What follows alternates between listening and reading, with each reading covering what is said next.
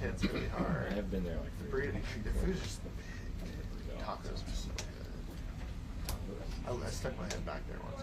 Just have some grandma back there. How do you know it's good? See, 100%. It's like just like cool, whatever. Wonderful. They got a new roaster the other night. No, we ate with them like every night, man. I will say, I was there once while they were roasting. Yeah, so fucking loud. I was like, no. When we were traveling together, we ate out every night, except for when you abandoned us. You go with your camel. I know. We're having a good time. It's actually probably not safe. Yeah, oh yeah, for sure. Yeah, I just left last night.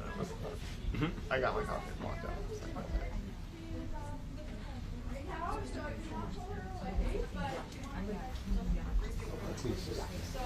Look.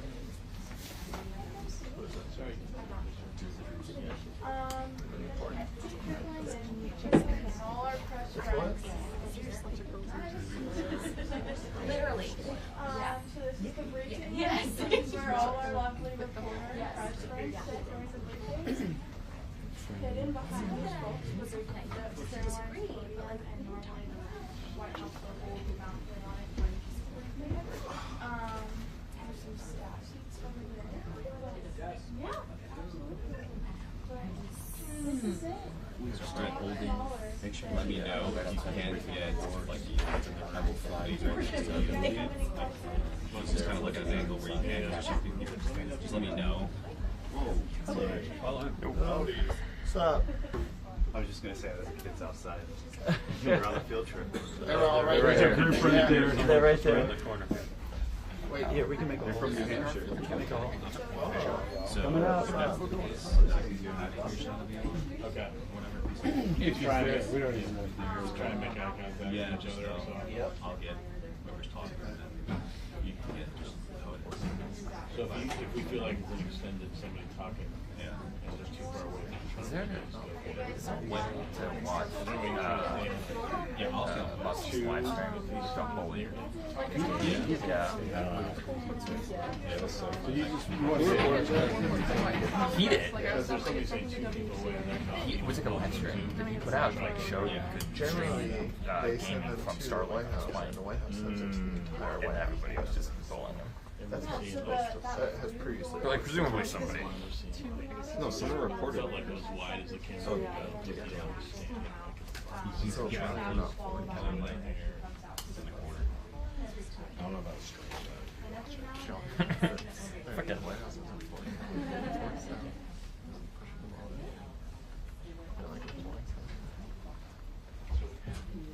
Did you read the list?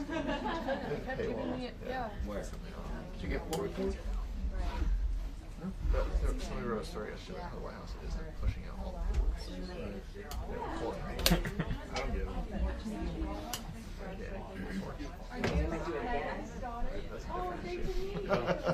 That's a different thing altogether. If I could do a 3 and I told them no. Wow. Okay, yeah.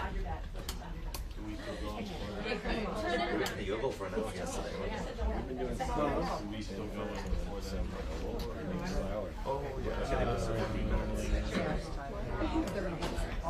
Just when there's not enough space, I'd be like in front of the every time it's just like sticking out. The bush ones, they were like 7 seconds. I mean, we should be alright on spot. First time, his first door, and second time. Last time, or in his, well, any company, Walk I feel like if that makes sense, the story would have been Oh, well, I actually have a standard whole like meal. No, no, it should be. I'm not sure. Yeah, they should be. Settling in to eat it. He just his face. He said, it's not open yet, is it? Then a minute later, we got the email.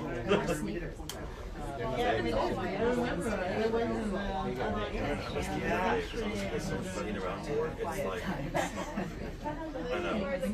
Yeah. It's like I work at Congress. I did a bit.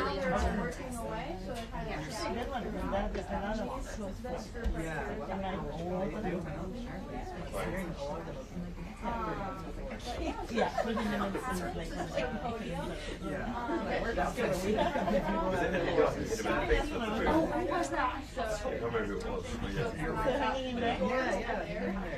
Also, it was just the look at this video was like. yeah, I remember that. Yeah, because I was Today's the first round.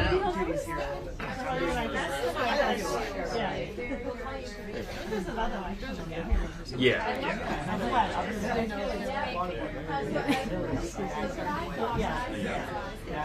What did you think about what's not going? Where was it? Now I gotta figure out a way to get into Google Drive. Helicopters. I don't know if I gotta get the IT guys. Do you have a, you're going to be in this photo, you're going to photo bomb this photo. It's going to be hanging on there. It's going to be hanging on the wall. It's like a anarchist and photographed in 2020 riots, like in a gas mask in a Speedo, like downtown. That's how you found. Actually, he's new to my life. I was then staff with him. But he's a great actor. He doesn't really get the books, but he's also just like. I was like, there's no way it's a bomb, and I was like, it's a bomb. And then she like got up the door and like walked into the house and we were like, Mr. President. He was like, Is this recently? yeah, like a week ago. And I was like, it was a bomb. Were you walking up? I was outside like the EU embassy yesterday. Right now, almost deduct anything. My intern picture. It's a nice neighborhood. I want to ask if I can take another one, and they're like, we don't. Yes, you do. Everybody's messing with me now. I mean, it's kind of sweet. Yeah, it is. What people don't know is like, because we bought the house, the thing used to be an embassy, it was like a Spanish style. Years ago they bought it, and then they sold it, the people who bought it for it, and then they realized that it's like only looking at art. They realized it's like it was a trash bag. So it took them like 2 years to get the foundation solid. 10 years ago, and then 20 years nothing. That's not. Where were you going? Actually, it's a symbol. Right?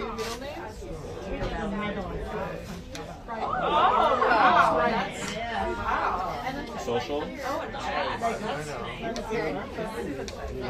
Asking for a phone number and socials. I have a credit card.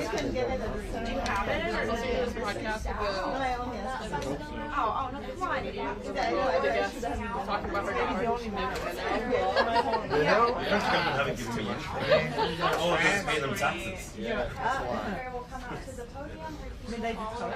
Well, yeah, they give me work and they give me money back, so I suppose that's yeah. They pay my bills every month, so that's what they just did. Good question. It's not necessarily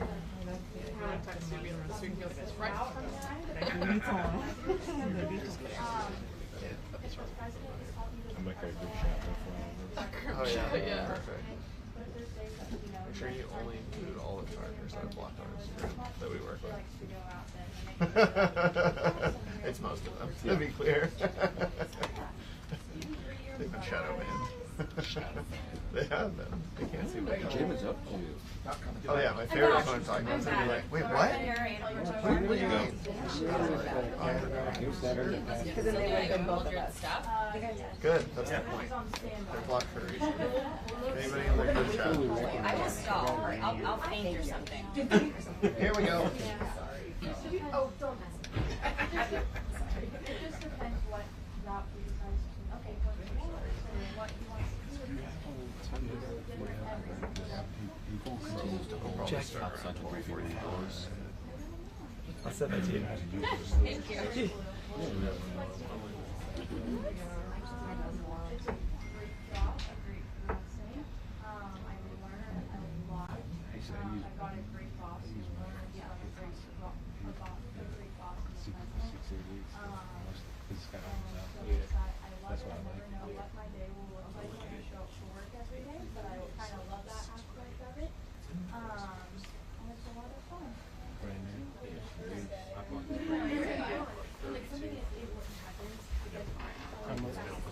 It might be a minute for you guys. Minute?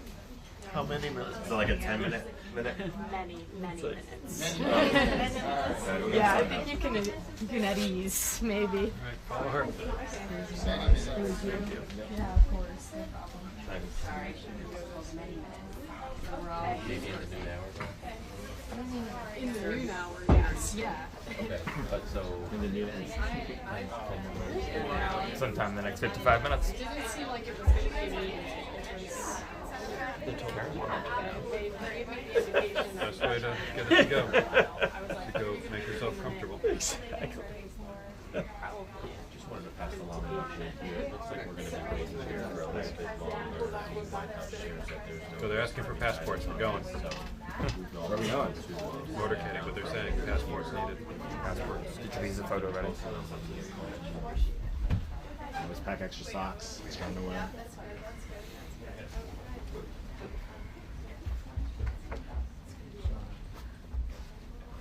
It's not pretty. Ed. Give them a shot. Oh no, I was. They got a picture of me there. See? TV zone. Wait, no. Wait, where is it? Where is it? Somebody should have. No. Here it is. Yeah, they got me. They got me already working on my story. Oh yeah. Committing. And then there's a hallway that goes up of a ramp, and that's where the press secretary sits, and where I sit right outside of her office. I'd say I'm about 50 feet outside of her office.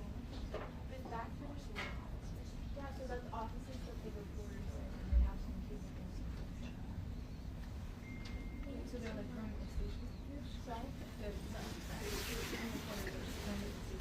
Yeah, most of the reporters are here, like their assignment is They didn't have a newborn time. first they want to or if they have a space. When they manage them. I got my son 2 hours and 12 minutes.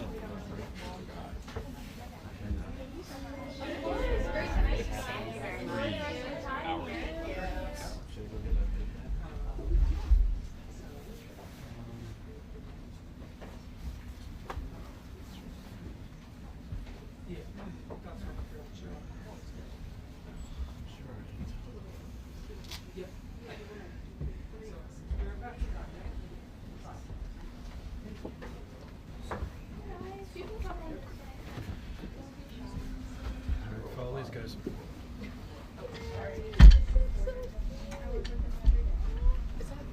Corner of our bedroom. Far the weather one. You can move in further. You won't get in trouble, I promise. We're nice around here. Okay, hi guys. I'm Keegan. I am Caroline's assistant. She's currently on standby for the president, so that is why she's not here. But this is the White House press briefing room. This is Caroline's podium right here. It's actually custom adjusted for her. So this is where she will talk to all of these different people that sit out here when she comes out to. So we're going to like cover it So the reporters will sit in Okay, seats, cool. and actually it will get so packed in this room that the sides of it will be lined with stand as people just stick cold. You got the chef's block on there? And What's your block? For that the door drink? over there, For the drink? through that door is where her team sits. So that's. This is our one bedroom nursery. It's cute. Yeah. Picked a corner. Yeah, good enough.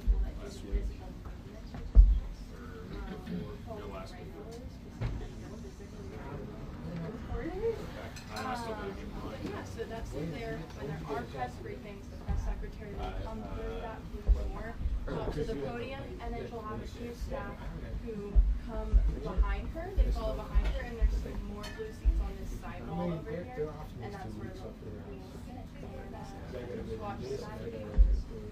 Yeah, cute Crocs. Oh my gosh, her Crocs. How's your White House tour? She needs shoes. Good. Having fun? Yeah. Where are you guys from? Connecticut. Not very, that you thought you might get a little warmer weather down here. Yeah. Very, I know. Trust me, I'm from Texas. I'm not very, but, okay. Well, welcome to the White House. Hope you guys have had a good time. Do you guys want a picture in front of you? I'll get out of your way so you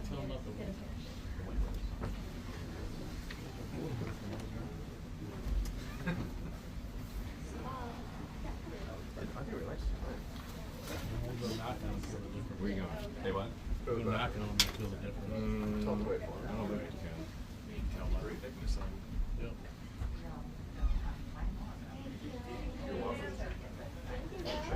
Great to meet all of you. Enjoy the rest of your time. Thank you. Pictures.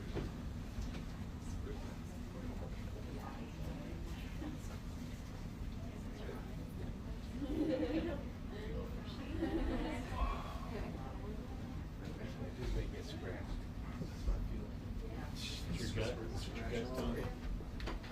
That little voice. Sam, can I borrow you for a second?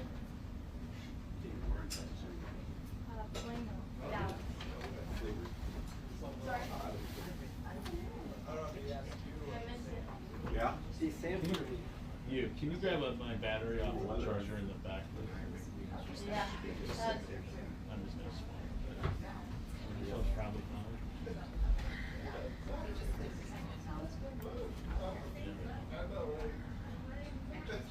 Thanks, sir. You have keys at 3 o'clock hours. It's infected. It's infected now. Yeah, too. I think my battery's down. It's 3.5 hours. You go in there, you don't. It goes down like an hour and a half. If they don't give us a lunch lid when everyone gets in, I can do a chop for everybody Oh, before I leave. all good. I brought food too. Oh, shit, on my mind. Well, Save that money. Where my hand food. Save that money. Hey, Sam. Sam, while you're back there, can you grab mine too? Yeah, you're 24, right? Sorry? Yeah, you're 24, right? I'm 24. I don't have my 16 right. Sent me down here. But so the White House press briefing room where all the drama happens. Caroline will come out here a couple Are you joking with me? a few times a week, Half and joking. she'll talk to all Just the get nervous. reporters in the press, White House press corps. There's a reason I always have 3 cameras because I'm a psychopath. And they will also Also, I'm doing Mostly just two out stand of on the anxiety. sides, believe it or not, because you're moving so far, you know, something that you can't Present. really do. I'm primed up. Primed up. So primed. And then You know, they'll, as you see on TV, Hey, man. I feel like something right now. I've had 2 Sigma archives. A lot of focuses. over there goes to an area called the lower Trying to figure press. out That is where if I should Caroline just try to get.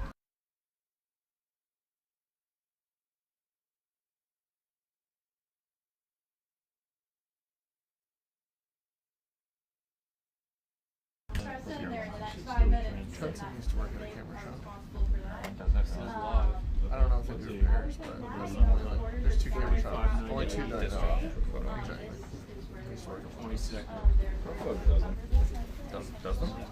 They do repairs. And then, but if not, if you can't fix it, they send it out. You get those When she does, she comes out, when she does talk to the press, she comes through that blue door. She'll come to the podium here. logos. It says 35 and then 135. She'll have some staff all over that sit in the 1418. that are on the PCS assignment. Which is annoying because I've shot Have you guys pretty had bad fun weather so far? before. Yeah, it's really cool. Well, we're glad you're here. Welcome to the White House. So you guys want a picture in front of the stage? Yes, absolutely. These sound good. Feel free to line up. Could, but It's not forbidden.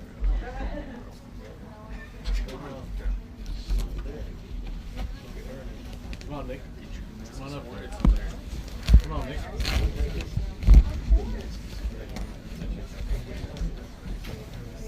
Chicken counts are open. We went for the first time this season. Yep, last week. no. Didn't like it? Yeah, they're For roosters. So that's what we say. Communists? I mean, they like Jimmy It's there's it's literally the best sauce ice cream in the country. Fucking Harry. I mean, I've been going there since I was like This is how all the kids are. It's all my kids. It's like five. Yeah. No, I think it sucks. I haven't been since high school though, so I suppose I should give it another chance. But we did I don't too. know, but I definitely think there was a difference. It was like more. It wasn't as creamy. It was like more icy. Oh boy. I haven't been into that area in That's my son. years. Yes, Max, you good? I should. You good? You good? being crowded. Plus Damascus from my house, because there's a unchoked back way, and it's like, you know, it's 2 lane farms the whole way. Drive through the creek. Are you excited? Yes. What about, is that other, is the, what's that restaurant that's where Tom and Ray's used to be? Hornet's Nest or something? Oh, it is? The moved, right? Yeah. But the one that's in their own space, that's still there?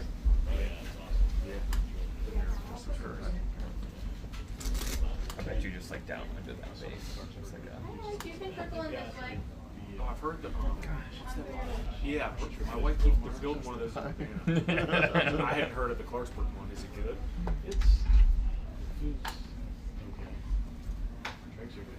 We went to the music. What's the place right off of 55? In that little bit, like, yeah, it's like a, we went once. I was not impressed. Service sucked.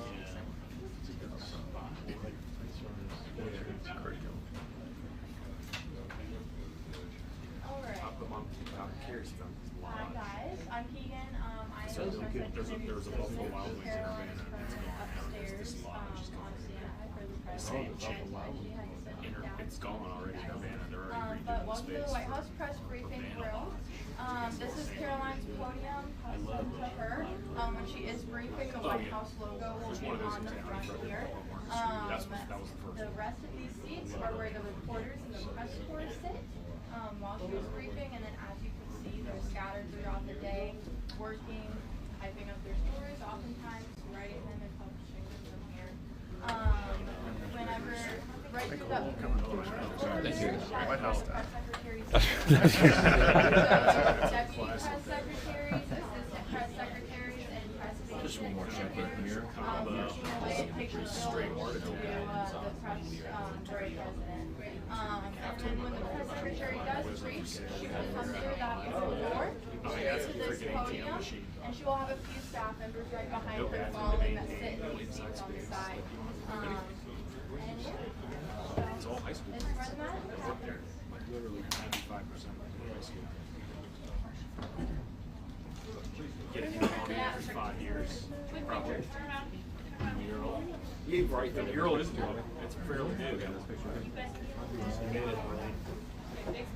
Big smile, Ollie.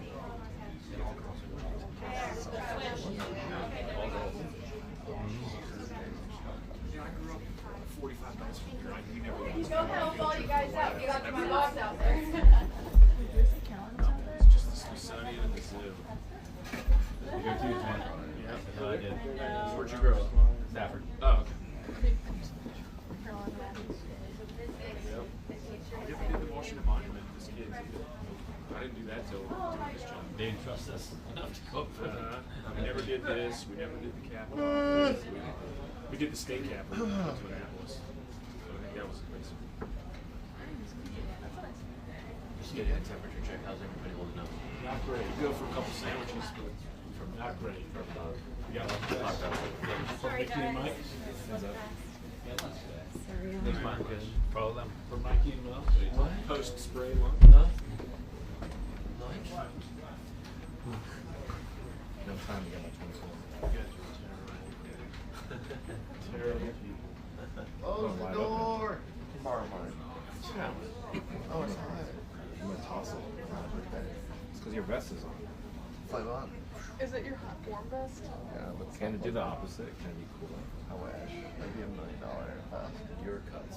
Do you, No. when you send all your personal data to China, does it translate it to Mandarin, or do you have to do that manually? Okay.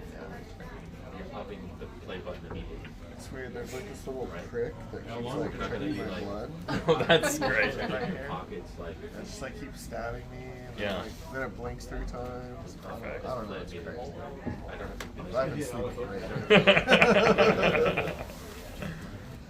great. Waking up with blood on my hands, but like it's fine. My Alexa keeps freaking out. Yeah. I don't know what's going on. The robots just fighting each other in my house. I can hear everything.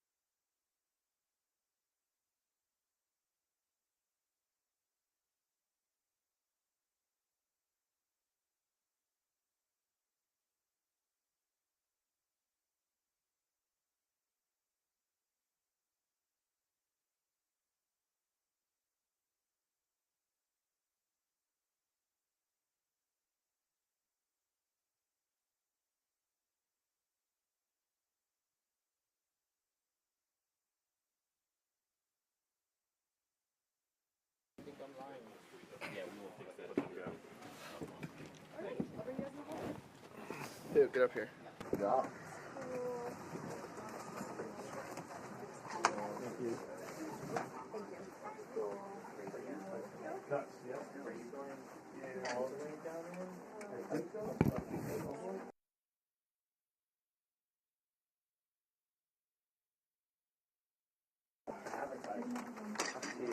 I'll follow wherever you go, okay?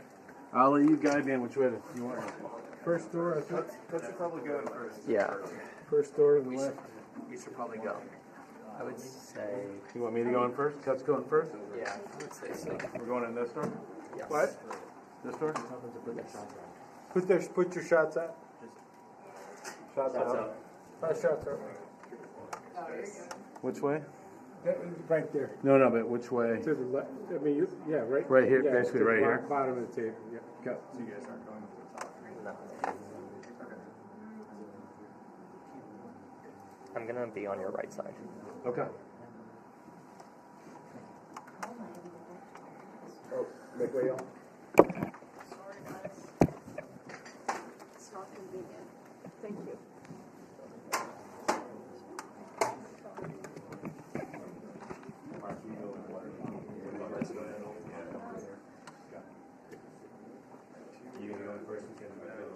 Yeah. So what comes in first, you need me, then you. Okay. Where are you going? What's the temperature?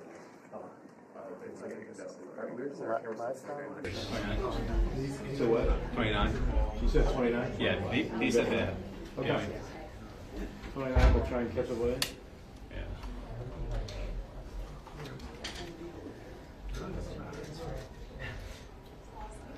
But, like when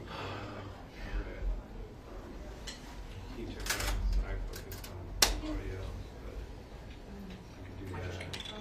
Oh, I know.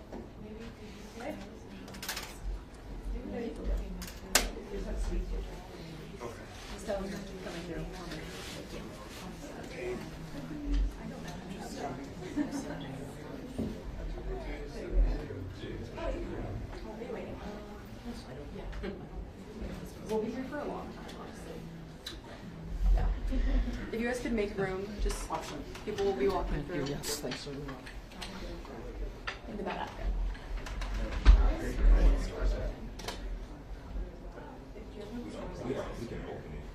yeah, when it's time to go in, we'll go this way.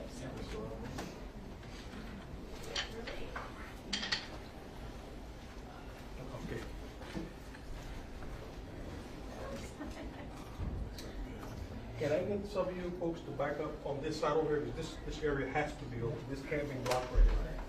I have to be able to sit down the steps. So, no, you just back here, just, all of you can go through that door anyway, so it's gonna be aligned, so if you just slide down. I can't have anyone standing in front of you. Cut is gonna go first, right?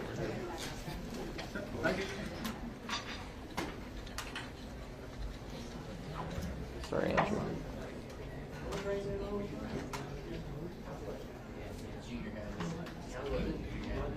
I was making sure that he was going to do it. That's it. That's right.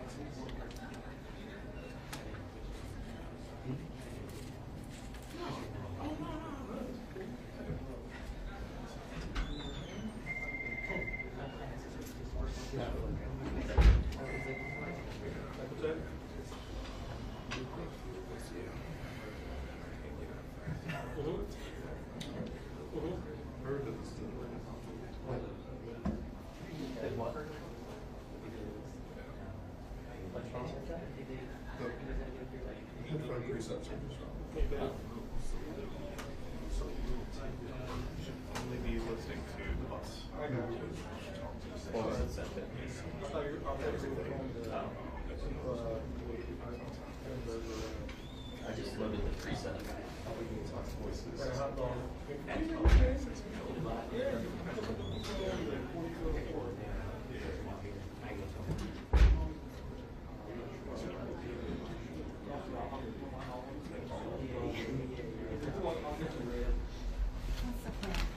Oh,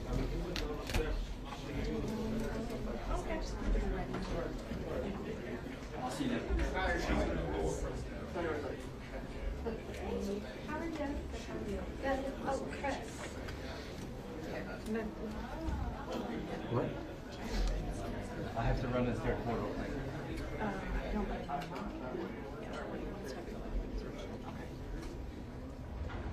I didn't know what it sounds like. Okay. It's fine. Someone is either text me or someone just like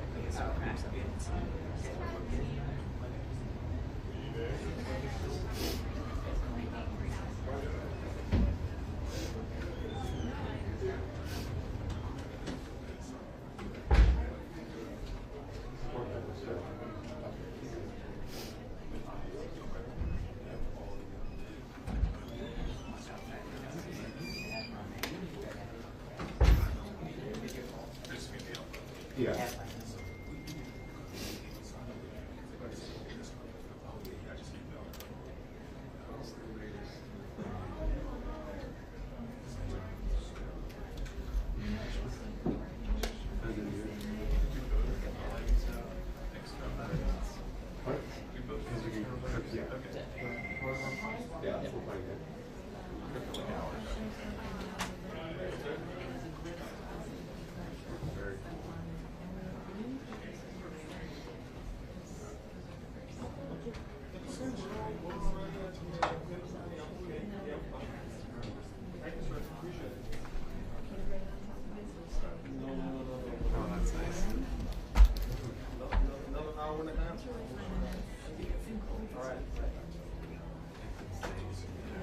My apartment building, it's like climate is generally managed. We don't switch over to AC for like a day.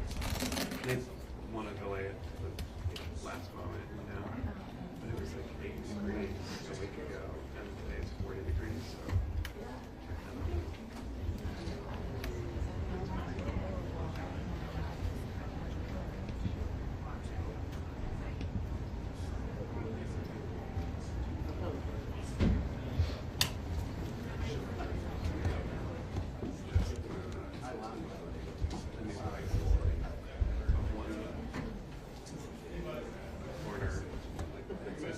Facing into all windows.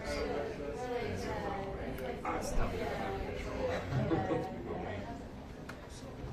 so blinding, right? No, well, I was just told that.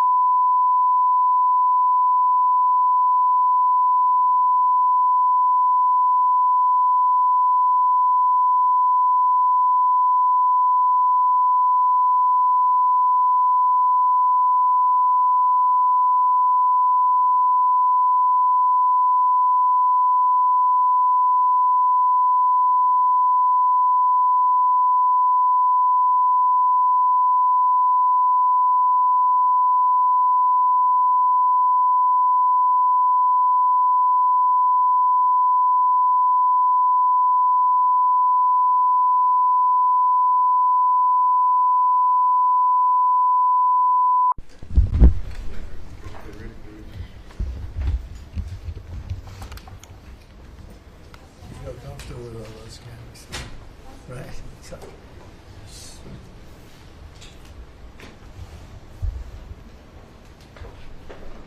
we have a little more room over here if you want.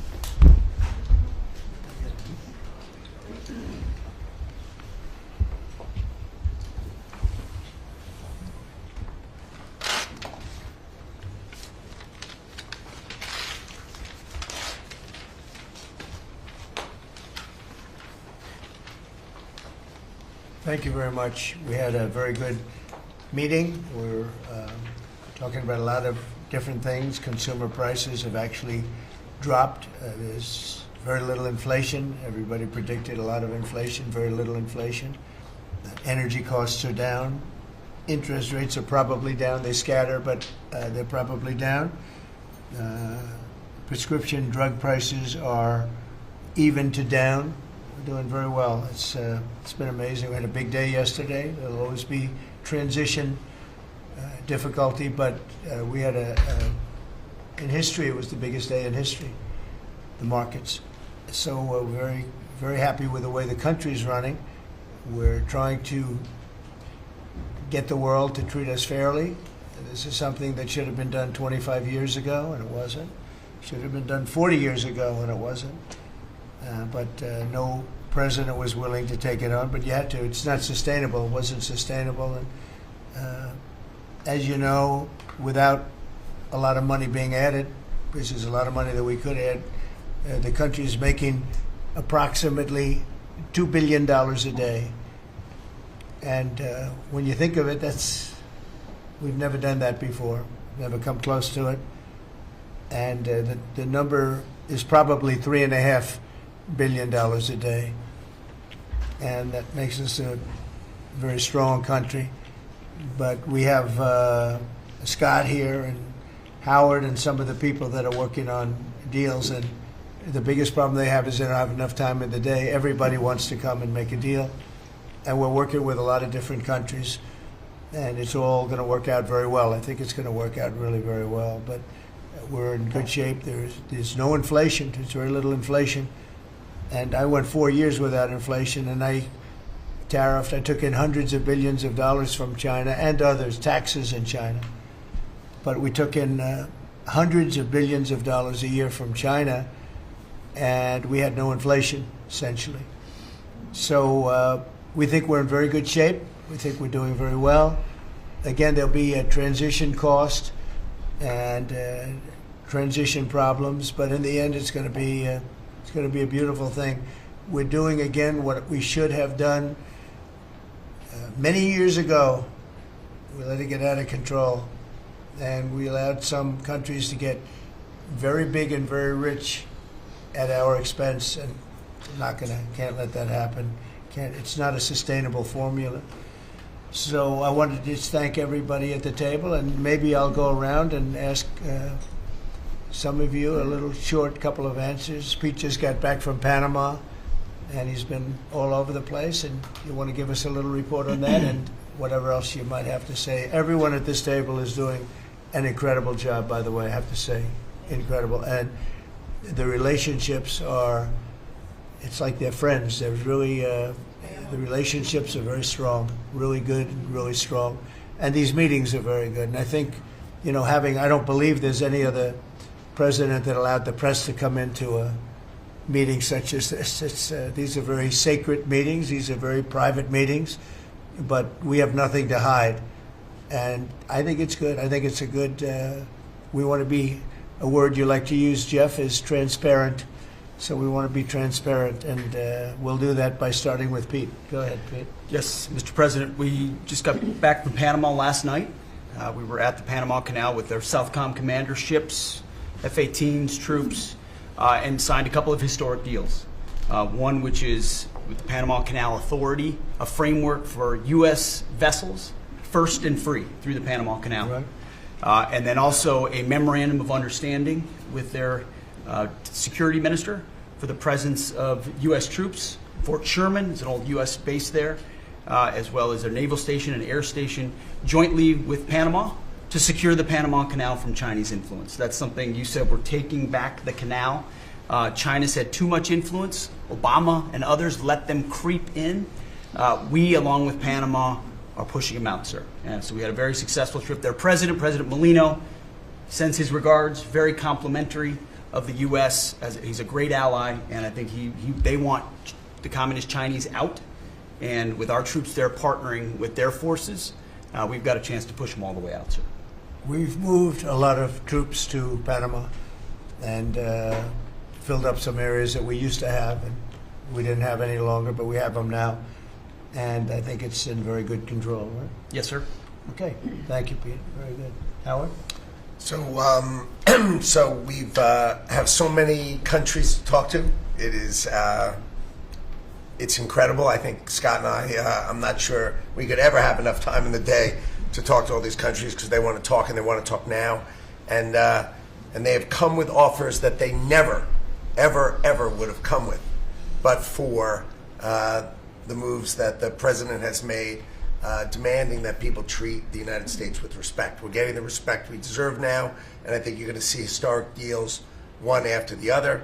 And then I'm very excited that within a week and a half, we're going to start with the gold card, and the Trump card is coming out, and we're very excited about that, and that's coming soon. So very excited. Good.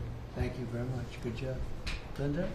Well, on a couple of fronts, we have been addressing the issue of anti-Semitism on campuses.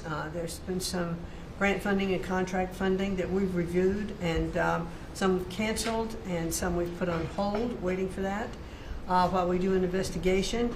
On the other side of what my responsibilities are in having education go back to the states, we're meeting and talking with governors. I was with, this week, all 50 commissioners of education around the country, and because we also want to provide them with tools and best practices as education does move back to the states. Making great progress, great response from the states, and very positive. And what about colleges? You're holding back $400 million from Columbia, $8 billion from Harvard. Can you imagine the money we pay Harvard? They have a $60 billion fund, and we're giving them $8 billion, and we're trying to figure that out. And then they hire de Blasio, the worst mayor in the history of New York, and they hire the woman from Chicago who was a disaster, total disaster, and they pay them massive salaries, and they're supposed to be teaching you government. That's not Harvard. That's not Harvard the way it used to be. So do you have anything to say about that? The dollars you're holding back from quite a few universities that were not behaving. Yeah, and the other, there's some Princeton, Cornell, others that are coming in, and actually getting calls now from the presidents of the universities who really do want to come in and sit down and have discussions. And so we're investigating them, but in the meantime, we're holding back the grant and the fund money. Okay, great job. Thank you. Very thankful for the House voting for the President's budget resolution along with the Senate bill. Made a ton of progress this week in working with members to ensure that a desire for flexibility in the Senate was not misconstrued as a desire not to slow and do spending reforms. And so we're very thankful for that. And now we can get after writing that bill, getting the President as big a package of his agenda to his desk. So very good week. Good. We just got the House vote, and now we're well on our way to getting, as we call it, the great big beautiful bill. It's a beauty. There's never been a bill like this one. We're trying to get it all into one beautiful bill. It's tax cuts, regulation cuts, and many other things. The border, a lot of money for the border. Well, you're doing a fantastic job. So, but we just got a report that we, as you know, you knew before us. Were you surprised we got the vote? Got the vote. And we're happy to get the vote. So I think we're going to be in very good shape. Okay, please. Mr. President, last year the Chinese received 1,700 orders for new ships. American shipyards received 5. Under your leadership, like so many other industries, we are going to revitalize and make shipbuilding and maritime great again with these blue-collar jobs. These are the cranes, the ports, opportunity zones, and drive that investment back in. And we have, under that executive order, and also one to streamline foreign military sales for people that want to buy our equipment, and of course acquisition reform, all just this week under your leadership, Mr. President. So we're going to be rebuilding our shipbuilding business. We may would have to go to Congress for this, but we may buy some ships from other countries that we're close to and that do great jobs with ships, but we're going to start the process of rebuilding. We don't really essentially build ships anymore, which is ridiculous.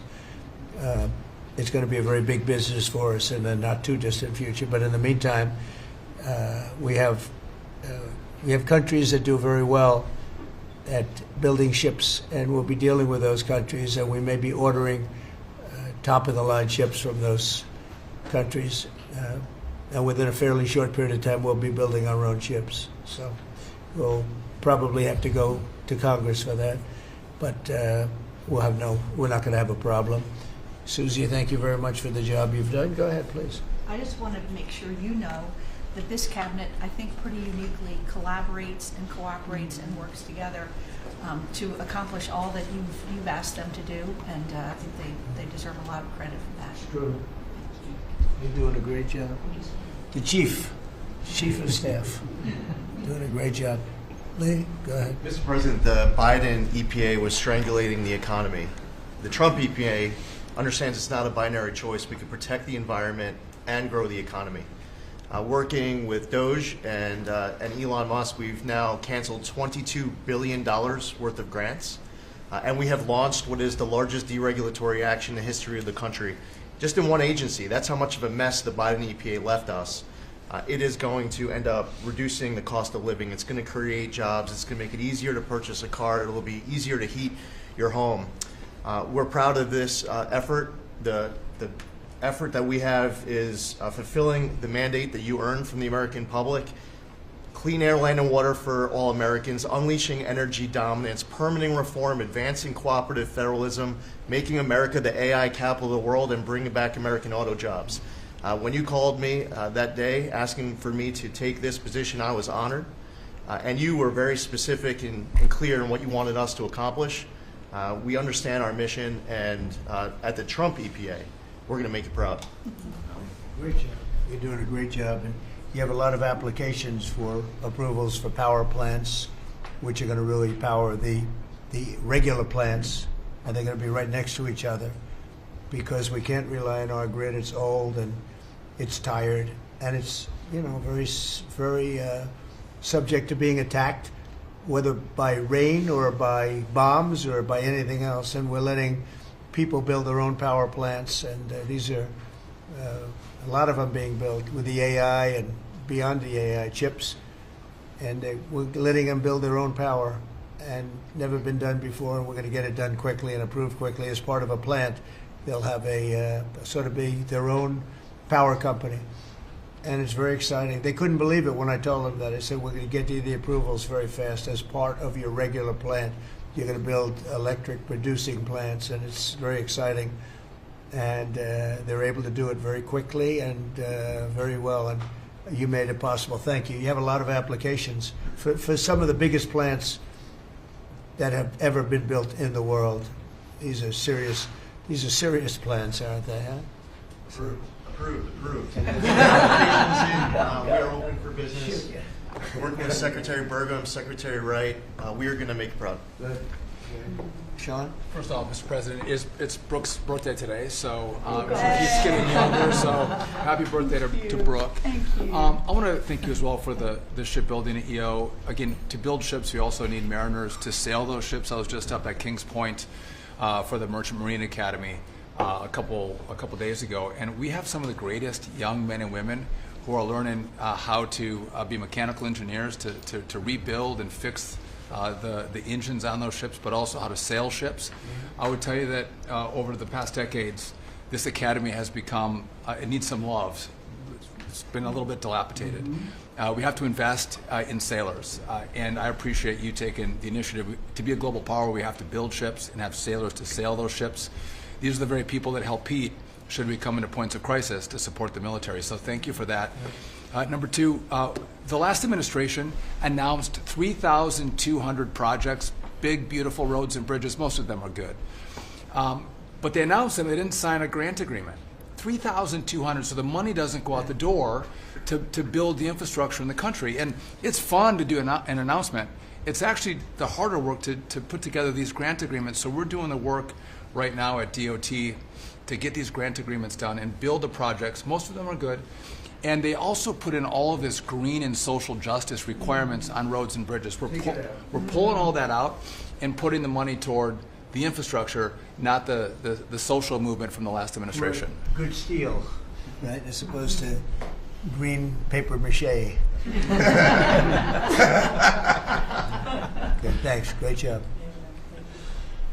Sir, first, we are, I would say, more than friends. We've all become family, and I think that what you have assembled in your vision is a turning point and an inflection point in American history. And so just being a part of that is the greatest honor. So thank you for that. And again, just the relationships here and the honor and respect we have for each other is a reflection of you and your leadership. So I just wanted to say that first. The second thing I want to say is that on behalf of the farmers and ranchers, food security is national security. We have to be able to feed ourselves. And your idea of using tariffs along with deregulation and tax cuts, but your idea of using tariffs to ensure that we are putting forward and putting America first, no one understands that better than our farmers and our ranchers. But having said that, emerging from 4 years of Biden with a 30% increase in inputs for our farmers and ranchers, with an almost $50 billion trade deficit. When we left the first time, it was zero, meaning that they are hurting. So the period of uncertainty we're in, they know that your vision will move us into an age of prosperity for all Americans, but for my people, for the farmers and ranchers, unlike any they have seen before. And I think they are really, really excited and so grateful for your leadership. But also, you have never failed to say that you have the backs of our farmers and our ranchers. It was the first phone call that I had after I was voted with the Senate, and that message just resonates with an almost 85% support of you in the last election. They're with you. Interestingly, the biggest budget driver at the United States Department of Agriculture is not farming and ranching or agriculture, it's food stamps. And so as we emerge and embark, Secretary Kennedy and I, on your vision of making America healthy again, a massive part of that is realigning and reworking our food stamp program so that it better serves those who need it. And yeah, to the point of getting the transgender, DEI, Green New Deal out of the USDA and realigning is really important. So It's out of the thank military, you. right? Yes, sir. Is it 100% out, would you say? 99.9, sir. I'm going to get that last point. Get the one out. rest of it But thank you, sir. We've got a much different military, I will tell you. Thanks very much. Good job. And eggs are down? Eggs are Big, down. right? Yes. Big. Yes, sir. Wholesale prices. Retail will come. Easter is the Super Bowl for eggs. So, there may be a little fluctuation, but no, we feel really good about it. Thank you. That's what I hear. Thank you. Thank you. Good. I'd echo what Howard said on the trade queue, that we've got over 75 countries that want to come in. So it'll be Treasury, Commerce, Jameson at USTR, and we're putting a process in place. And as you said, you're going to be part of the negotiations too, because I've had these countries call me up and the Secretary Bessem, we're happy you're going to be negotiating. I said, well, President Trump's going to be involved too. Every So detail. bring your best deal on the budget. It's moving quickly in the House and the Senate thanks to your leadership. We're also going to have debt ceiling in there, so we're going to get an increase in the debt ceiling. And that will be the done and dusted for Part of the bill that we just got to vote on today. part of the bill. It'll be done and dusted for 2 years. We won't have to worry about that. And then I gave a speech yesterday to 1,400 small and community bankers, and they were so happy to hear from your administration. And I told them Wall Street's done great for the past 4 years, 10 years, 20 years. It can continue doing great, but it's Main Street's turn now, and it's those small bankers through deregulation, through emphasis on Main Street, your Main Street agenda, bringing back jobs, that is going to power the smaller communities. And then finally, the bond auction went very well yesterday. We had a lot of foreigners show up as the support showing that the U.S. is still the best place to invest. The inflation report, as you said, was quite good. And energy prices are down more than 20% since January 20th. Amazing. That's great. Very good. Good numbers. Great number. Thank you. Yeah. President, we've had some great wins in the last few days. That you were overwhelmingly elected by the biggest majority. The U.S. Americans want you to be president because of your agenda, and the courts are ruling that you have the authority to determine how the money of this country will be spent. That's what the American citizens wanted, and that's what they're getting. An example of that Friday was the Department of Education, that you can determine how the money will be spent. No more DEI, and that impacts every agency across the board. On the civil side again, NLRB. We had a big win in the Supreme Court there. OPM, a big win there. But also 16,000 workers there. But also on the criminal side, the Alien Enemies Act. We are winning there. And your directive to me was to keep America safe, and that's what we're doing. Whether it's the alien enemies, all of these gangs, and they are enemies of our country. They are terrorists, they are organized crime, they have come here, they are extremely organized, they are spread throughout our country, and they are creating terror. And no more under your directive. And that has stopped. Yesterday in South Florida, we charged the 11 defendants with $500 million of pure cocaine coming into our country to kill our kids. They were caught. They will be prosecuted to the fullest extent of the law. These gang members are going back to where they came, or they're going to an El Salvador prison at your directive. And you also gave us a directive to prosecute the people who are going after Tesla to the fullest extent of the law, some of the greatest police work I've seen. We've made 4 arrests. There will be no negotiations at your directive.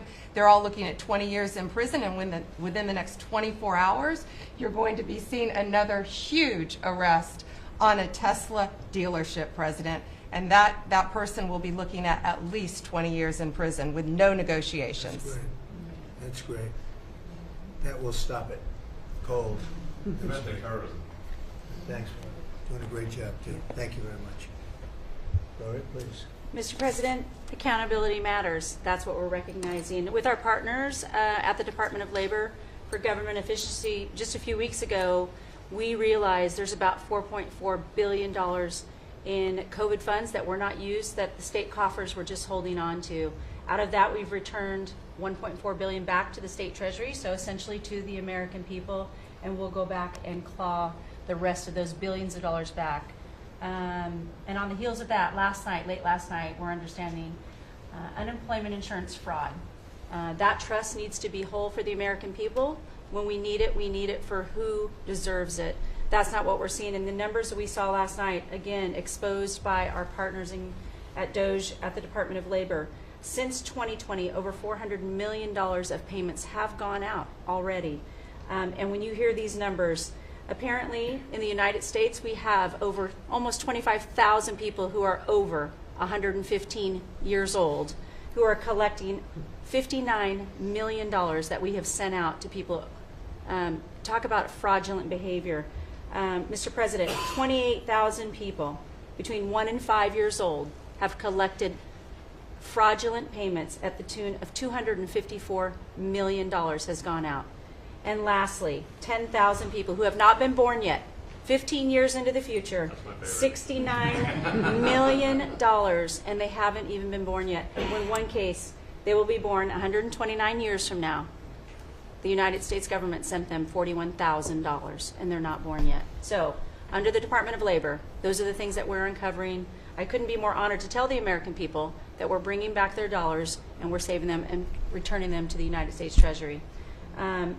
Also, jobs numbers. Last Friday, 228,000 new jobs were reported. That is good for the American people. That is my primary job, is to grow that workforce under your leadership. So we've kicked off the America at Work tour, and we'll be visiting all 50 states, and I'll be working with my colleagues here to do just that. So thank you, Mr. President. We're going to grow this economy. We're going to keep our focus on the American worker. So you're finding tremendous fraud, though. Those numbers are really bad when you're unheard of.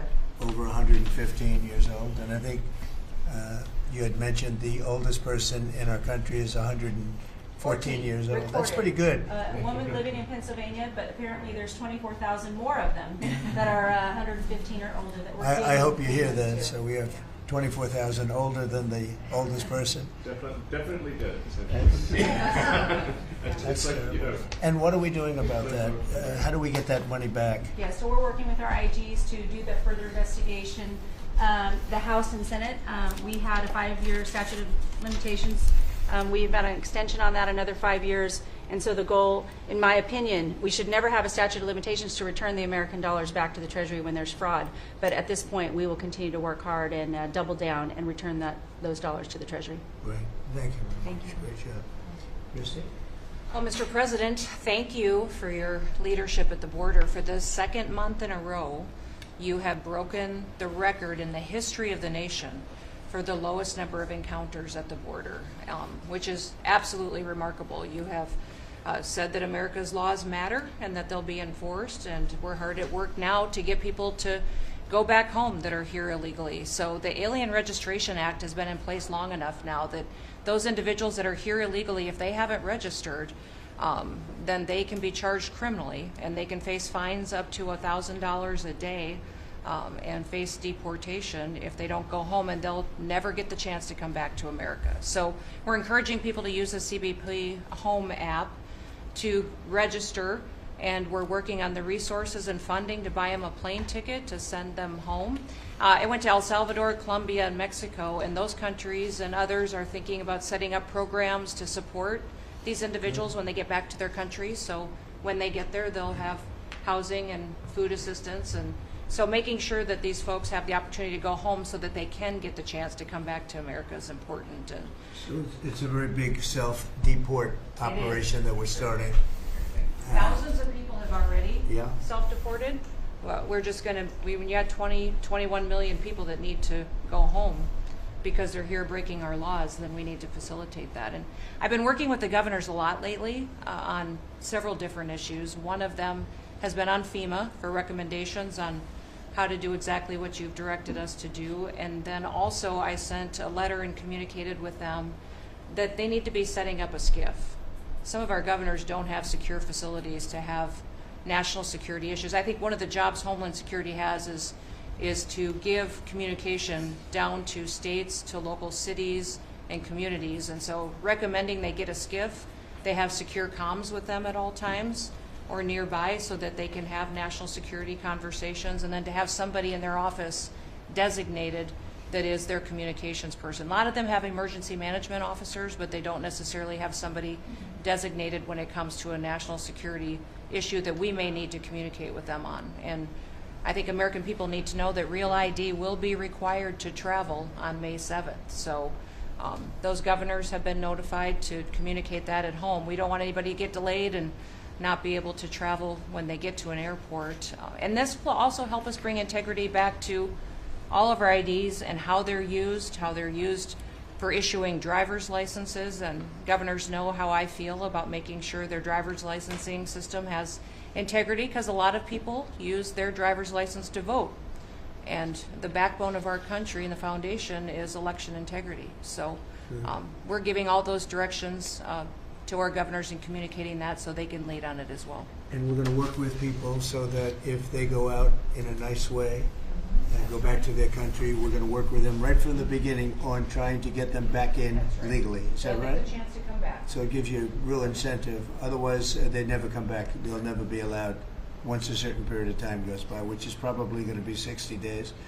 We're also going to work with farmers that if they have strong recommendations for their farms for certain people, we're going to let them stay in for a while and work with the farmers and then come back and go through a process, a legal process. But we have to take care of our farmers and hotels and various places where they need the people.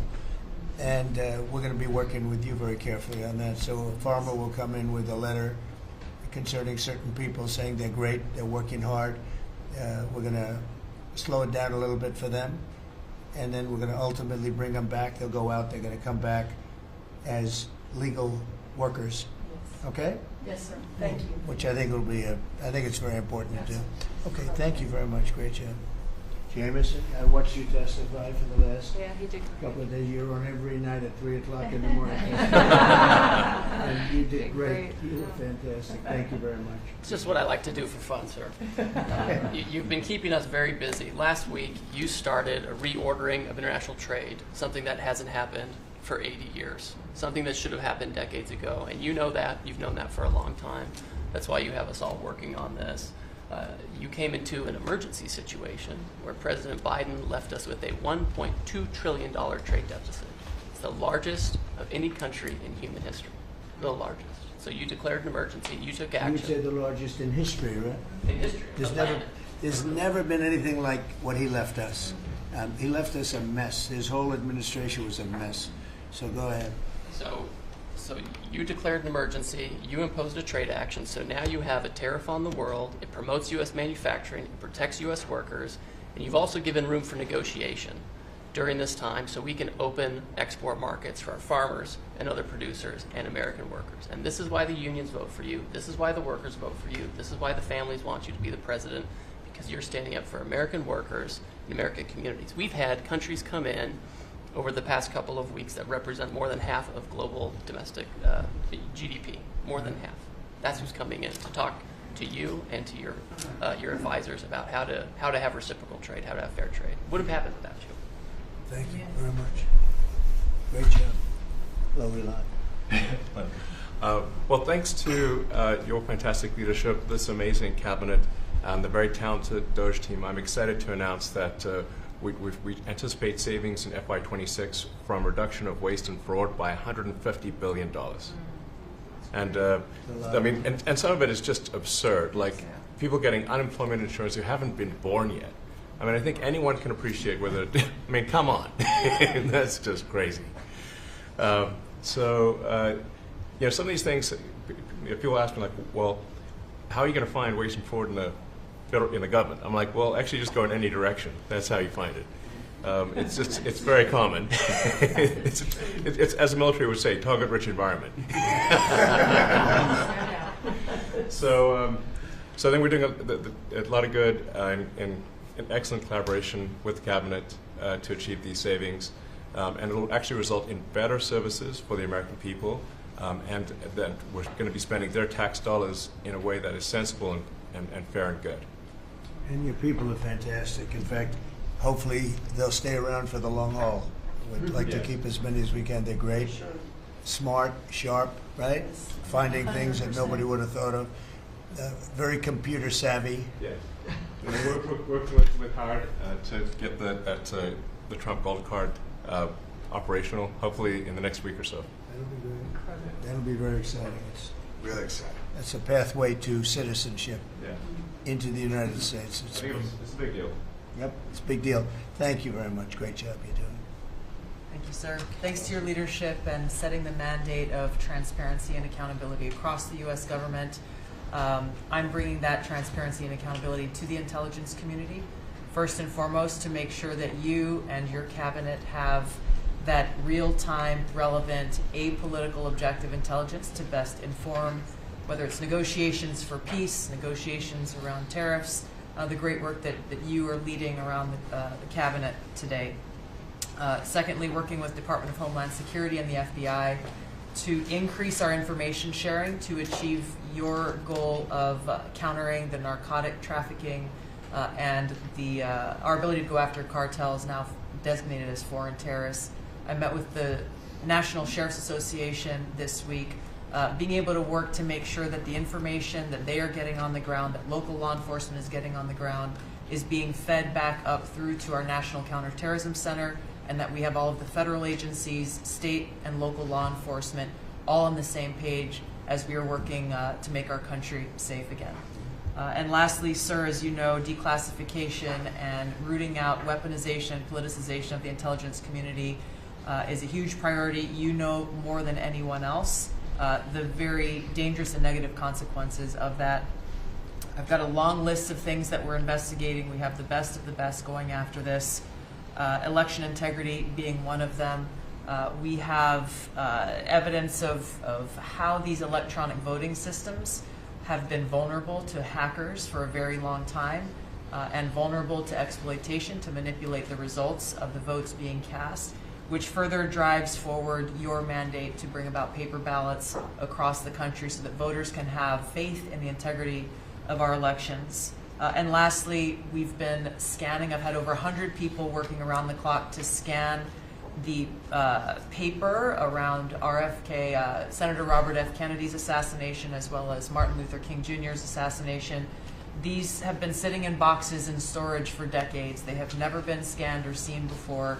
We'll have those ready to release here within the next few days. That's great. Bobby, how do you feel about that? That's hitting, I'm very that's gratified hitting close, to hear. That's hitting close to home, isn't it? No When you kidding. think, I'm thinking about Bobby when that statement's made. I'm very grateful to you, Mr. President. And you'll let Bobby see some of this because, you know, it's very personal stuff. But it's time. I've asked him, and his response is, put it out. The world needs to know the truth. And his uncle that's been out, and anything that hasn't been out, they can go to your offices and see, right? Everything that we have within our possession, it's either online or it's physically at the National Archives and Records Agency. We also have hunters going out, Mr. President, and looking in the storage lockers at FBI and CIA and other agencies, specifically to find if there is anything else that has not been reported. We're actively going out and trying to search out the truth. Okay. Yeah, we want to get it all out. Yes. 100% good. Thank you very much. Good job, Dennis. Mr. President, on behalf of America's manufacturers, I want to thank you for standing up to the Chinese Communist Party and fighting for our main streets, for our workers, and for those that make things in America. I'm out on a Made in America manufacturing tour, and as I go across the country, people are grateful to have a president who's not just fighting on the tariffs fronts, but to get inflation down, to create jobs. After Biden destroyed 110,000 manufacturing jobs in just his last year, you've already brought back thousands and thousands of manufacturing jobs. So the American worker is grateful. Main Street is grateful for you. And at the agency level, we're making sure that manufacturers have access to the capital they need, but we can't do that if we're not fighting fraud. So we've modified our loan applications to have citizenship verification, to make sure we have birth dates, common sense principles around lending that the Biden administration had waived. They waived $450 million of fees in 1 year. We're restoring that for the American taxpayer. And the American taxpayer, as tax day approaches, April 15th, they need to know that this cabinet, this administration, and thank you Elon Musk and Doge for fighting for the American taxpayer to make sure that their hard-earned dollars are well spent, that they have a return on investment for this country, and that we're fighting for them just as you are every single day. So thank you, Mr. President. Thank you very much. Mr. President, we are working at HHS to advance your agenda to make America healthy again. I'm working with Lee Zeldin to reassess the fluoride rules based upon the August release by the National Toxicity Program of new science that shows a direct inverse correlation between exposure to fluoride and IQ loss, particularly in children. Lee and I were in Utah this week, to announce that Utah became the first state in the country to ban supplemental fluoride. I'm working with Brooke on, and governors now in 24 states who are advancing MAHA legislation to get soda pops off of the food stamp program, off the SNAP program. We've launched Operation Stork Speed to get the bad chemicals out of baby formula. We're working with governors across the country to get good food into the school lunch programs and to get rid of food chemical dyes and other bad chemicals that are in our food.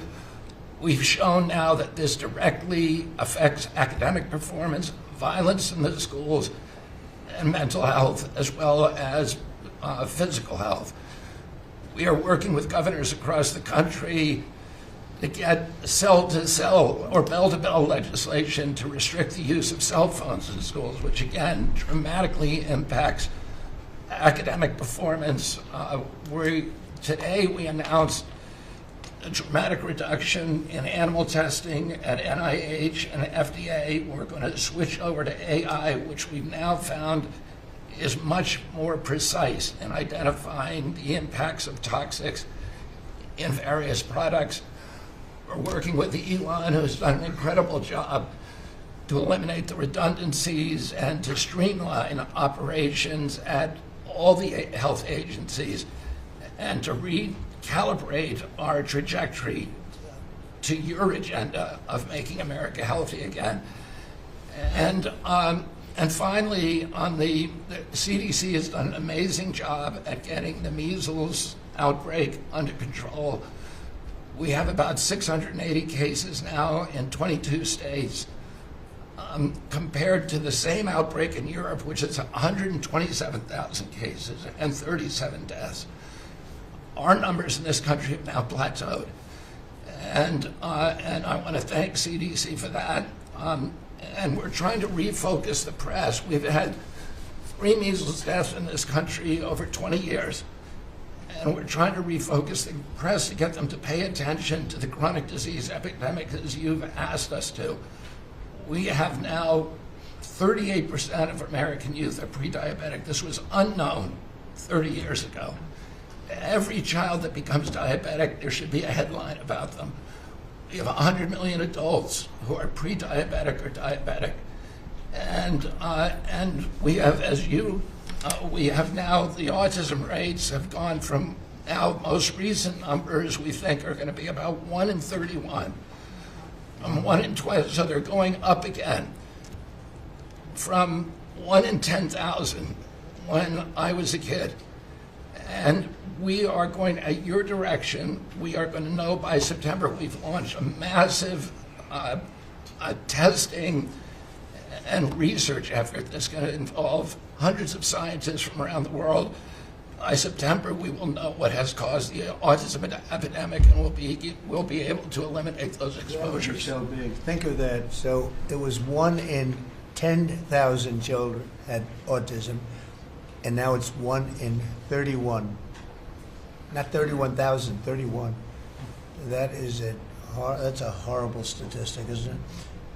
And there's got to be something artificial out there that's doing this. So you think you're going to have a pretty good idea, huh? We will know by September. There will be no bigger news conference on that. So that's it. If you can come up with that answer where you stop taking something, you stop eating something, or maybe it's a shot, but something's causing it. It can't be from 10,000 to. Can you imagine that, Marco? That's a big number. Thank you very much. You're doing great. Thank you, Bobby. Please. Doug. Well, Mr. President, one of your primary administration goals is to make sure that we unleash American energy, and of course the strategy behind that is when we do that, it helps make it more affordable for all Americans. Energy isn't just industry, it is the foundation of every other industry, whether it's food, manufacturing, clothing, transportation. And then also when we've got the ability to generate and not just be energy independent but energy dominant, then we have the opportunity to sell energy to our friends and allies versus them buy it from our adversaries. And our adversaries were funding terrorism and conflicts against our allies by their oil and gas sales that were going through a Swiss cheese set of sanctions. So with your creation of the National Energy Dominance Council, over half the people at this table serve on that. Everyone has been engaged, whether it's interactions with negotiations with other countries, with putting sanctions in place that actually work, with cutting deregulation, working on biofuels, building infrastructure for transportation. There's a whole range of things that are being tackled. But when in the outcome of all that is that the Biden administration was restricting supply, you're increasing supply. When you increase supply, then prices start to come down. And we have a huge opportunity to do this. Just in interior alone, there's 500 million acres of surface, 700 million acres of subsurface, and 2.5 billion acres of offshore.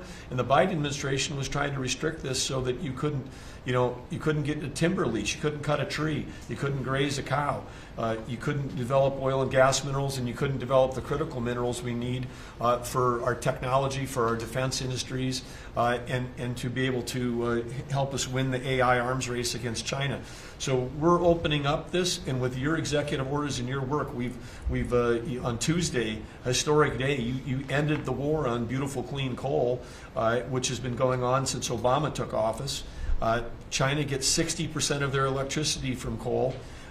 They're opening up they've opened up 94 gigawatts of coal in the last year as part of this AI arms race. 94 gigawatts, that's enough for 94 Denvers to be able to, 1 gigawatt per metro area like that. It's unheard of. So we have an opportunity under your leadership to come back. The Gulf of America had its first offshore lease sale, which is scheduled for later this year, but that was, the industry loved that because we're now, the Gulf of America is now open for business again. And there's as much as 7 billion barrels of oil accessible now. They've increased the upside of what they think that is. On the coal front, the estimate is the financial value of the coal in America is $8 trillion. That was an asset on the balance sheet that we've now being put back on again. And of course in Alaska, with your separate executive orders to unleash Alaska energy between ANWR, the North Slope, the Strategic Petroleum Reserve Alaska, all of those, we've reversed Biden decision. Those are all open for business again. And all of this is leading to the investment coming to America. The smart money is coming to the U.S. That's why we've got trillions of dollars of investment that is showing up at the door, because they know if they're going to do manufacturing here, there's going to be energy to power their plants. And so again, thank you for your leadership and thank you for everything you're doing. Very good. Thank you. Marco? Well, Mr. President, one of the most important things I believe you'll achieve in your presidency is reordering the world in a proper way. For 31 years, more than 31 years now, multiple administrations have allowed the Chinese to deindustrialize this country, to take away jobs and factories and pillars of our national strength. And what you're doing now, I think, is a great service to our country, but ultimately to the world. And I want to congratulate you and your team that's working on that, because it has extraordinary geopolitical implications, as you see, from all these other countries that are now coming here and wanting to join something that actually makes it's crazy to allow these. I mean, basically, we lived in a world where Chinese companies can do whatever they want in America, but our companies cannot do anything over there unless they allow it, and even then they steal our stuff and reverse engineer it. So just reordering all of that has dramatic implications on peace and security of the world. So we thank you.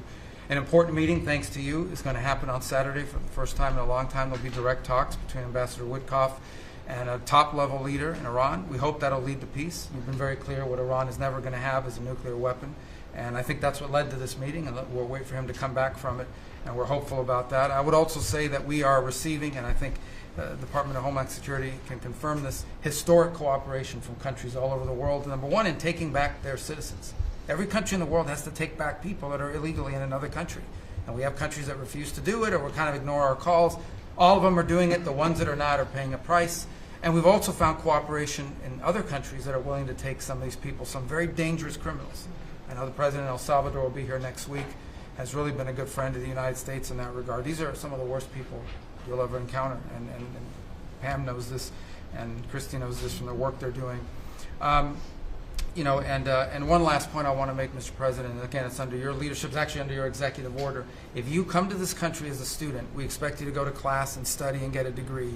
If you come here to vandalize a library, take over a campus, and do all kinds of crazy things, we're going to get rid of these people, and we're going to continue to do it. So when we identify lunatics like these, we take away their student visa.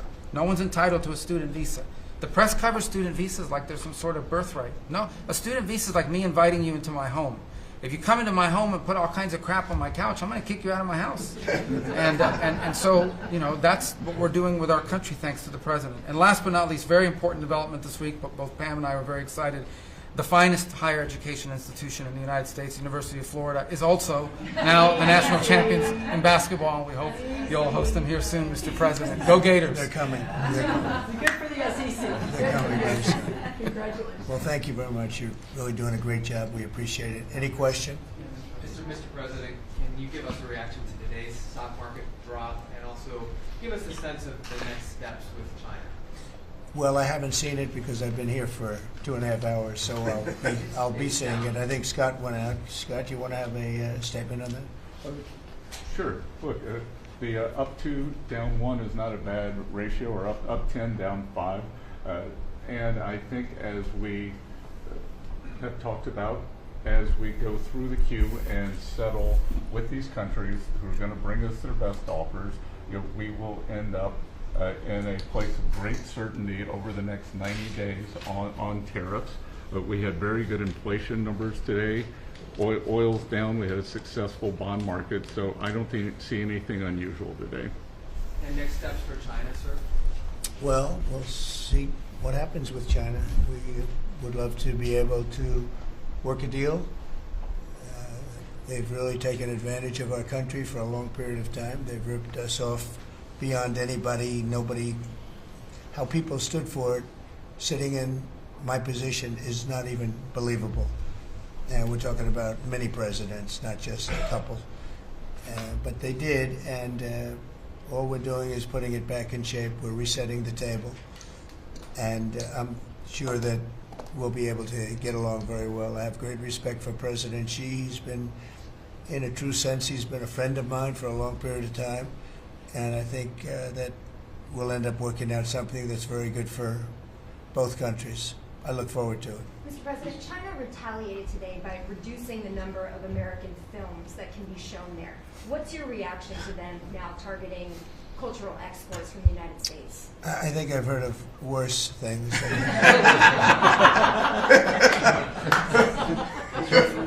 Yes, please.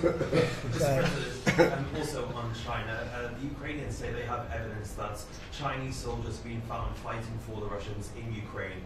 Can the U.S. verify this? And if so, what does the U.S. plan on doing to China to counteract that? We'll look into it, but I think beyond that, we're really looking to get that war stopped. They're losing 2,500 and even more than that young people a week. They're Russian and they're Ukrainian. They're not American, but they're people. And we're seeing if we can get it stopped. And I think we're making progress. I appreciate the ballerina who was released. It was at the request of a very good friend of all of ours, actually. Dana White called me and he said it's the friend or the relationship of one of the fighters for UFC or one of the fighters. And Dana's an incredible guy, and we spoke to President Putin about it, and they made a deal. They released the young ballerina, and she is now out, and that was good, so we appreciate that. We hope that we're going to be able to make a deal relatively soon with Russia and Ukraine to stop the fighting. It's so senseless. It's such a horrible thing. It would have never happened if I were president, but it did happen, and we were given that card. And I think we're going to get it. I think we're going to get it stopped. We've got to get going. We got to get it. We have to move it faster. Likewise with the hostages, we're making progress. There's 59 hostages, but only 24 of them are living, and that's the way it's been presented to me by the mothers of some of the dead, mothers and fathers of some of the dead hostages, and they want the bodies of their baby, as they say, their baby, their young boys. They want them back as much as if they were alive. It's amazing, because when I met the hostages 2 weeks ago here, I couldn't believe what they had to go through, by the way. But when I met them, they said, yeah, there's 59, but 24 are living. And they actually consider, I guess if you're a parent, you do consider it this way, that the remainder who are dead, the 24 that are alive, the remainder that are dead, they want them back just as much as they would want them back if they were alive. It's really pretty amazing and pretty sad. So we're getting close to getting them back. We have a lot came back. A lot of people are very grateful. Some came back in pretty bad shape. Some came back, they're okay. I think they're going to be scarred mentally for a long time. Because if you sit down and talk to them, as I have, what they went through is incredible. But we're making progress. We're dealing with Israel. We're dealing with Hamas, and it's a nasty group. Mr. President, how close are you to the first country coming to actually make a deal with the United States over tariffs? Is it days, months? Well, I think it's very close, but we have to have a deal that we like. We don't want a deal that's going to be a bad deal, or I could make every deal in one day if I wanted to. I could do this all in one day. I could just say, here's what we'll do. And I was saying to the people before, to Scott, mostly to Scott and Howard, and some of the other people that work with us on the negotiations. We have a lot of law firms that have paid me a lot of money in the form of legal fees. We're going to probably use those firms to, if we can, I think we can. I'll make a contribution to the country, but they're great firms. They're the best firms, the biggest, and really the most prestigious. And we may be using them to help you guys out, because you're going to need a lot of lawyers. And I'm not sure Pam's going to be happy if I say, can you send over about 200 lawyers that work on trade? She's working on criminal stuff, and I think that's going to be her focus more than anything else. So we'll find out if we can do that. But we have a lot of lawyers that you've been reading about where they paid $100 million a firm on average. Now we have the final 4 or 5 are at $125 million. So I have a lot of legal fees I could give to you people, and we might as well use them. Hopefully I won't need that many legal fees or that much. I may. Who knows? After it ends, after we leave, maybe I'll need it. But if I do, it's not going to be very pleasant. So I think we're going to try to use these very prestigious firms to help us out with the trade, because we have a lot of countries. But we want to make deals that are proper for the United States, not just we can make deals easily. We want to make them proper. Mr. President, if you aren't able to reach the deals that you want to see at the end of the 90 days, will you put those higher tariffs in place, or will you extend Well, that's what pause? would happen. I mean, if we can't make the deal that we want to make, or we have to make, or that's good for both parties, it's got to be good for both parties. You wouldn't. And then we'd go back to where we were. You'd go back to the numbers that you announced last week. I think so. You wouldn't extend the pause. Yeah. We'll have to see what happens at that time. Thank you, Mr. President. You said yesterday you were considering some exceptions for companies. Can you talk about what you're considering, and then also on the reciprocal tariffs that would be substantially lower? Is the same math formula going to be used, or is that tossed out? I'm not considering now for any country or company, but it's possible that I would. But I'm not. We don't have that situation right now. People understand where we are, what we're going to do. But it could happen. It's called flexibility. You have to have certain flexibility. Mr. President, what are you planning on using the money that you're gaining from revenue through the tariffs on? Paying down national debt, reducing taxes, creating good budgets, helping Christie with the border and all of the other things. I built hundreds of miles of wall, as people now understand, 571 miles of border wall in the first administration. But we're going to beef it up, and we're going to add more. And the numbers are incredible. Really, the numbers are what's taken place. We had great numbers, but these numbers are topping my last administration. And Christie and Tom Homan have done an amazing job. But it's an expensive process. This weekend, where they used to have hundreds of thousands of people standing there pouring through the border in Tijuana, Mexico, this weekend they had nobody. You had a man sweeping this massive piece of concrete, which is, the area where they said massive. And I've looked at that during the Biden administration. You couldn't see a piece of that concrete. There were so many people on it. You couldn't, if you had helicopter shots, you couldn't see concrete. Now, this weekend, you had nobody there but a man with a broom sweeping it and cleaning it up. Pretty amazing. It's really an amazing job. But it will be used for that. It'll be used for a lot of things. It'll be used by the Department of Justice for doing a great job. Pam is doing a fantastic job. So it's going to be used for a lot of different things. Mr. President, on the 10% tariff, is that a basement? Is that the It's a floor? baseline. Can countries negotiate that to bring that It depends down? on what they're adding. Some countries we have massive deficits with, or they have big surpluses with us, and others it's not that way. So it depends. That's why it's really they're all different. Every country is different. Some have certain advantages that others don't have, and certain things. We have some. China has a surplus of $1 trillion. I mean, the numbers are crazy. And others have basically no surpluses. We have some that are pretty even, but they hurt us in other ways, and we just want to get that taken care of. So everyone is a little bit different. So are you negotiating with the EU as one bloc or individual nations for the tariffs? We're looking at it as one bloc. They've been very tough, but they were very smart. They were ready to announce retaliation, and then they heard about what we did with respect to China and others, but China. And they said, we're going to hold back a little bit. They decided to hold back. I thought they were very smart. Look, the EU is very smart, but they really have taken advantage of the United States. They were formed for the purpose of taking advantage of the United States. And I don't blame them, and I don't blame China. I don't blame anybody. I blame the people that were sitting at that desk in that other beautiful Oval Office for allowing it to happen. Many presidents I blame. They should have never allowed it to happen. And I'm doing something that a lot of them wouldn't want to do. But I'm here, I do those things, and we're going to make this country great again. We were taken advantage of by almost everybody. I sat back in the last administration. I would actually read them. I don't have to read them now. I know them so well. I would read some of these documents that were signed, deals, and I said, who would do a deal like this? Who would do it? You've seen it, Elon. Yeah. I'd look at deals where it's so one-sided. Even we have a deal with Japan, and we get along great with Japan, and we had the Prime Minister here. He was fantastic. As you know, Abe was great.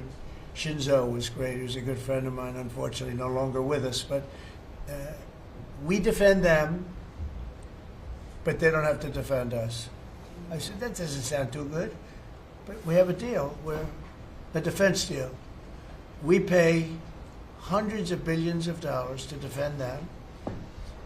But if for any reason, in other words, we pay all the money. They don't pay anything. But if we're ever attacked, they don't have to do a thing to protect us. I said, well, that sounds like a wonderful deal. So that's just one out of thousands. And I just wonder who did this. And it's people that either hate our country or didn't care, an expression that you use. I think it's really a lot of them didn't care. It's just hard to believe how bad they are. Now that's a little bit of a defensive deal, but I'm talking about trade deals, the same thing. They're so bad, you would say, how come? And even when I'd renegotiate, like I'd go to a country, they'd give me everything I asked for. I said, why didn't somebody ask for it like originally? They give me everything.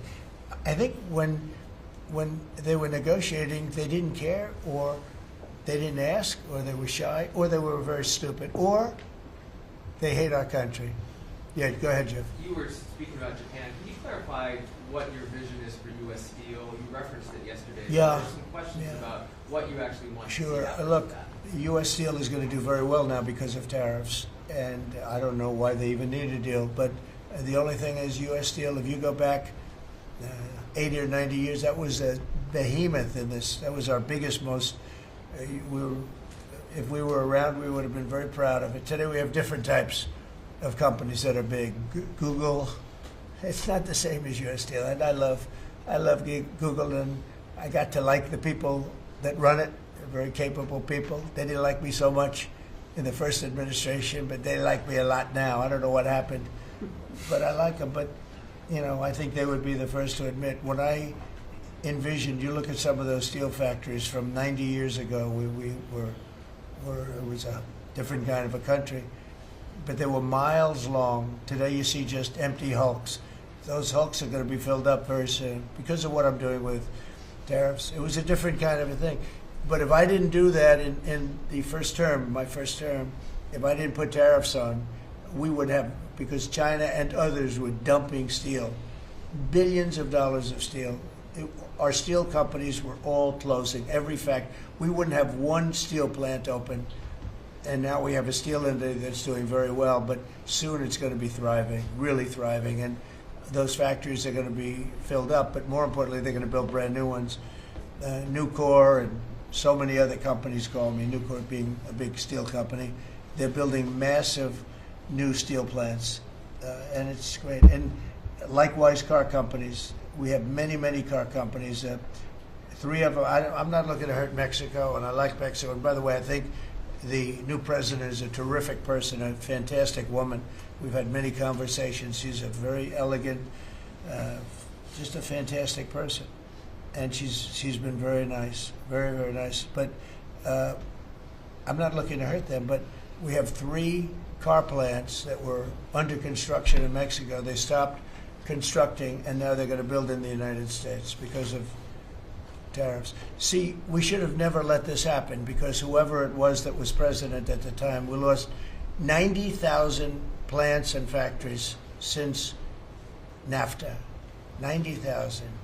It's not believable. How about that, Laura? You know, you're in that sort of world of factories We're going and to build back plants. manufacturing, construction jobs, and bring those workers back home. That's right, we're going to bring them all back. But think of it, from that period of time, which isn't so long ago, we lost.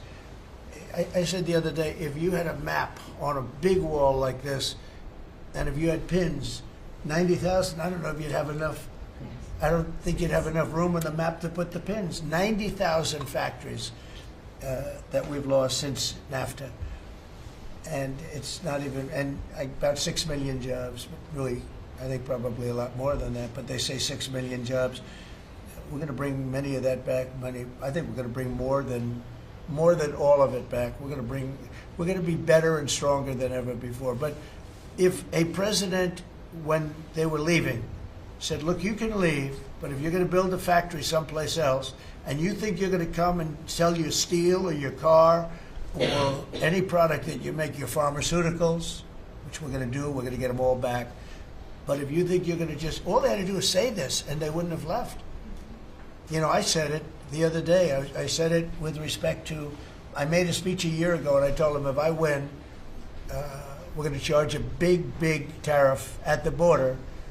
And people were thinking about building in Mexico a car plant. And I said, we're going to have a big tariff. So if you want to build a car, you're going to have to pay 25% more than the cost of that car. You're going to have to pay 25% tariff at the border. They would have never left. They could have kept everybody. If a president said, if you leave this country, you leave Michigan, you leave Detroit, you leave anybody, any of our states, because to me they're all the same. I love them all. I love them all, and I probably won them all, but they say I won most of them, but I think I won them all, but that's okay. But all you had to say if you were the president is, if you leave and you think you're going to now fire all those workers, leave all that, everything behind, and you're going to build in another country and sell it any, and no, you're not going to. You're going to pay 50% or 100% tariff. They would have never left. And all you had to say, Marco, all you had to say very simply is, you don't have to write it down. All you have to do is say it verbally. If you leave, you're going to pay 100% tariff. Therefore, don't leave. They would have never left. But they left 90,000 plants. I mean, it's hard to believe that many. It's not, you can't envision it. So just getting back to your, because I'm the great weaver of all time. To weave, you have to be a genius. To go on tangents, anybody can do that. But we'll get back to your original U.S. Steel. U.S. Steel is a big name in this country. Babe Ruth is a big name. We have a lot of big names, but not too many. U.S. Steel is one of the great names in the history of our country. And normally I wouldn't mind so much. I wouldn't be thrilled with it. But to buy for a foreign country, and we love Japan, but for a foreign country to buy that cherished U.S. Steel brand, that's hard for me to do. And maybe somebody else may want it. The company Nippon that's involved with it is a big, powerful company who do a good job. But why can't they just build a plant themselves? I mean, why do they have to, take U.S. Steel? So as you know, I rejected the deal. Now they've come back in a different form. They're coming back as an investor. And, I feel better about that, I guess. But, I know them very well. I know the thinking. It's the investor. They'll invest, and somebody else maybe is sitting in this chair, and they will no longer have an investment. They'll have the whole thing. That's the way it works. Very smart. They're very, very smart people. We're dealing with very smart people throughout the world. Great geniuses, actually. Look what they've done to our country. And again, I don't blame China. I don't blame anybody. If I could have done it, if I were in that position, I'd have great respect. I have great respect for the people. They ripped off the United States, and all we had to do, have a president that knew what the hell was going on, and none of those countries would have left. Those companies, none of them would have left. So that's a little lesson in basic business. And it's really basic business. It's not complicated business. It's very basic business. And we'd have every one of those car plants going just the way they were 30 years ago. None of them would have left, but now they're coming back. Mr. President, the Labor Department has confirmed that $400 million went to fake people for unemployment benefits. Yeah. What's sort of your initial reaction? I think it's terrible. I just heard it from Lori, and I appreciate it, and you heard it from Elon's people, right? That's right. Elon's done a fantastic job. Look, he's sitting here, and I don't care. I don't need Elon for anything other than I happen to like him. But I'm telling you, this guy did a fantastic job. I don't need his car. I actually bought one because, and they said, "Oh, did you get a bargain?" No. I said, "Give me the top price." I paid a lot of money for that car. But honestly, he makes a great car. You know what I do with it? I let the people in the office drive around in it. Margot, Natalie, they're all, Chamberlain, they're all driving around the most beautiful car. It's gorgeous. But I did that as a sign of, just a show of support. Numerous people have done that. Just a show of support. Because, you know, he's done a fantastic job, but he hasn't been treated properly. The unemployment. Hasn't been treated properly, yeah. Mr. President, can you talk to us about your communications with China? Has President Xi reached out at all since the tariff? Well, I don't want to say who's reached out. I just say that I think it's going to work out, hopefully well. Including TikTok? They're very big. It's hard to get over, if you're me, what they've done to our country. They've destroyed our economic base to a large extent. The good news is we're very vibrant, and we're going to get it back fast. We already have. Look, we're making $2 billion a day now, and during Biden, we were losing $3 billion a day. Biden was a disaster. He was the worst president in the history of our country. And you know, to me, worse than that, because the money you can make if you have the right guy in this position, worse than that was what they did on the border. By allowing the jails of the world, not South America, all over the world, to be opened up so that we take everybody from Africa, Asia, South America, Europe, the bad ones. They opened up their jails and they dumped them in the United States. And now this beautiful young woman who seems to be, boy, she loves what she does, though. I think she loves what she does because she's a patriot. She hates to see it. And Tom and all the people. But for us to spend, you know, hundreds of billions of dollars, this is just, I don't know. They either hated the country. Who would do this? Who would want millions of people to pour through an open border? We have no idea who the hell they are. And just walk right through. And half of them, whether you like it or not, you could look at them and you could say, they are not going to help us. These are some rough people. But they'd empty out their jails, and they'd empty out their mental institutions, insane asylums, and they'd let them into the United States of America. And inflation we can fix, and all of the other things we can fix. We'll get it going. But this is something, it's such a horrible thing, and it's really hard. You know, we have to do deportations. Now we're doing self-deportation. We're coming up with all sorts of ideas. And they must have known it's not going to work out well. And, you know, we want people to come into our country, by the way. We need them badly for the jobs. But we want them to come in legally. They have to come in legally. They have to show that they can love our country. Thank you very much, everybody. Thank you. Thank you very much. The Democrats are making allegations about market manipulation yesterday. Thank